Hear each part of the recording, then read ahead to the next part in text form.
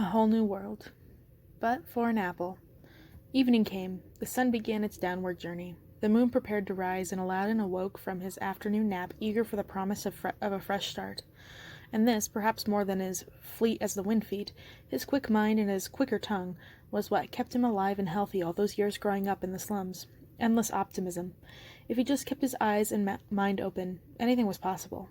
Even dinner. He traveled out of the quarter of the street rats to prey on merchants who were perhaps a little less familiar with him and his techniques.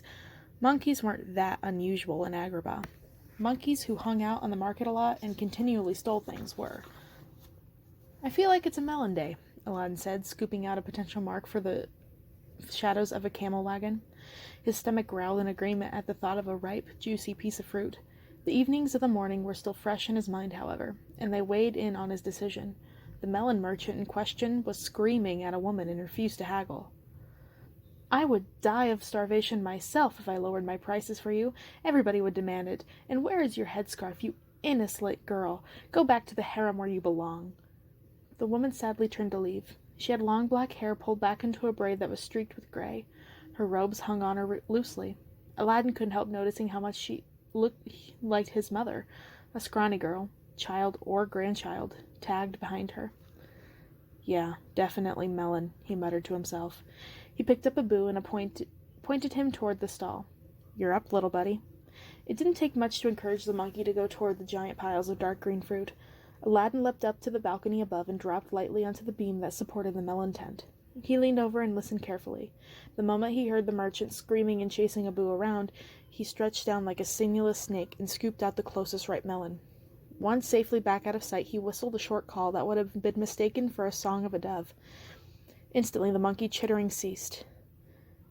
"Yes, be off, you thief," Aladdin heard the merchant snarl. A moment later, Aladdin popped on the beam next to Aladdin. They both squatted in comically similar positions while Aladdin broke the melon in a pointy piece of wood and served it up. "This makes it all worthwhile. This is the life," Aladdin said, relishing his first big juicy bite. He rested comfortably, eating his dinner, feeling the sun warm his skin and muscles. The morning's bruises were already fading from his arms and legs. The crowds were just beginning to throng the marketplace as the last heat of the day began to wane. Colorful tents and awnings clung to every structure as far as the eye could see, like newly hatched butterflies sunning their wings. The late orange light made the white arches, towers, and balconies gleam like ancient gold.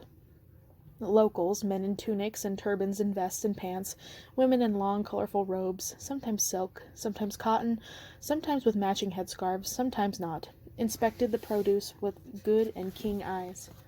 Among them wandered foreigners, strange-eyed men in dark galaba and women with equally dark makeup. Occasionally there was a flash of gold around a wrist, the spark of bright green gems on a neck. Aladdin sighed in contentment. Could there truly be any more marvelous place in the world than the bustling contemplation of Agrabah? But in the shadows stood a gaunt old man, mostly naked, waiting to be summoned to clean up the camel dung or other offal, hoping for a tip. This is how they would spend the last years of their lives. After a lifetime of taking care of their families, wasn't it their turn to be taken care of? To drink tea and play chess and smoke hookahs and enjoy their grandchildren? "Come on, Abu, let's—" And then he stopped. Aladdin felt a shift in the market crowd's mood. People were turning their heads and watching a girl as she walked through. She wore a tan robe and headscarf, the clothes of a local, but didn't feel like a market regular. She moved slowly and gazed at everything with a child's wonder. Her eyes were large and clear, and her hair as black as midnight. She had a warm smile on her pretty lips and was obviously murmuring hellos and excuse-me's to people who really didn't care or want to talk. She walked with the grace of a cloud in the wind, like her body weighed nothing at all, and head held high with easy dignity. Easy. Aladdin felt his heart contract. He had never seen her, or anything like her, before. When the girl adjusted her scarf, she revealed an intricate diadem in her hair that had a ridiculously sized emerald on it. Ah, a rich girl, out for a day of shopping in the market without her servants, living dangerously, playing hooky. And then, of course, Aladdin saw the other people watching her. Feral eyes and shifty grins. His stomach sank. He only stole food for himself and Abu, and for the occasional hungry child. Other street rats were not so discriminating. The way she was walking around, not paying attention, she would be relieved of all of her jewelry and worldly goods before she reached the other end of the square.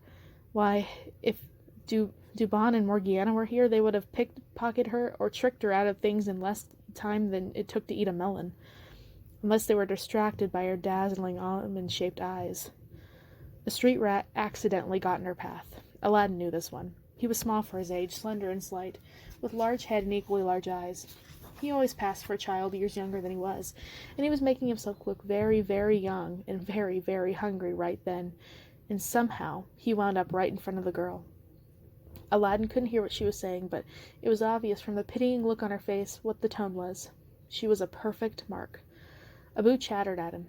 If the human wasn't going to finish his melon like a smart person, the monkey would very much like to eat it. Shh, Aladdin ordered. What happened next was nothing he or any street rat could possibly have foreseen. The beautiful girl took an apple from the closest stall and gave it to the boy, and then walked away. The street rat looked at the apple and her retreating backside, confused. The fruit merchant grabbed her and demanded his money. She shrugged and shook her head as if he was insane. The street rat and everyone else watched her like she was insane, which she must have been. She had just planned to take that apple and give it away without paying for it? The merchant also stared at her for a moment, uncomprehending. Then he grabbed her and threw her against the stall. A crowd gathered to watch. Some men mumbled and protested into their own scarves, but no one moved to help her. The merchant pulled out an extremely sharp khanjar and raised it above her wrist. By the time she started shrieking, Aladdin was already in the air and halfway to the stall. "Nobody steals from my cart," the merchant bellowed. The point of his blade gleamed red in the afternoon light. "No!" the girl screamed. The knife descended quickly, whistling in the air. The crowd gasped. "Thank you, kind sir," Aladdin said, suddenly between the merchant and the girl. Before anyone had a chance to even register this newcomer's presence, he gently pushed the man's arm away with one hand and grabbed the girl with his other. "1,000 blessings for you finding my sister." "What?" the man asked, confused. "You know this girl?" "I've been looking all over for you," Aladdin said, admonishing the girl and wagging a finger in her face. The girl was a little more confused herself. "What are you—" she began to ask. "Shh," Aladdin mouthed. "Just play along." "Explain yourself. She was stealing from my cart," the merchant yelled. "My apologies, good sir. My sister sometimes causes trouble. She wandered off from home again," Aladdin said sorrowfully. He tapped the side of his head. "Sadly, she's a little crazy." The girl seemed furious at these words. Aladdin gave her a desperate look. Finally she got it. She nodded her head slightly. "She said she knew the Sultan," the merchant spat. He made a big show of letting his eyes travel up and down Aladdin. With her large golden earrings, perfect health, and glowing skin, the girl seemed like someone who might know the Sultan. And Aladdin, with his threadbare pants, was definitely not. Aladdin's mind raced. Abu chattered inquisitively from the ground. The monkey obviously sensed the general trouble in the air. That was it. "She thinks the monkey is the Sultan," Aladdin whispered loudly into the merchant's ear, loudly enough for the crowd and the girl to hear. "Oh, wise, great Sultan," the girl began uncertainly, taking his cue. She looked at the monk-covered ground, and then the sharp khanjar the merchant had said, which was aimed at Aladdin now. She threw herself into the dirt, prostrating herself on the front of Abu. "How may I serve you?" The men and women in the crowd made noises and sounds of great sympathy. They began to disperse from the embarrassing scene. The merchant watched the pretty girl in the street dust and began to look convinced. This was where Aladdin had to finish up quickly and get out before anything went south. He palmed another apple off the cart. "Tragic, isn't it?" he sighed regretfully. He handed the merchant the apple. "Well, no harm done. Come on, sis. We should go back home to Aunt Edna now." The girl stood up and tried to make her eyes look all goofy and crazy. It was a bit much, Aladdin thought, but not half bad for a naive rich girl. He put his hands on her shoulders, steering her through the crowd. She let herself be guided, walking stiffly. More like a ghoul than a crazy person, but whatever. It was good enough. She stopped in front of a camel. "Hello, Aunt Edna," she said with a wide, dumb smile. "That's not Auntie," he said through gritted teeth, and pushed her to go faster. He called to Abu. "Come on, Sultan."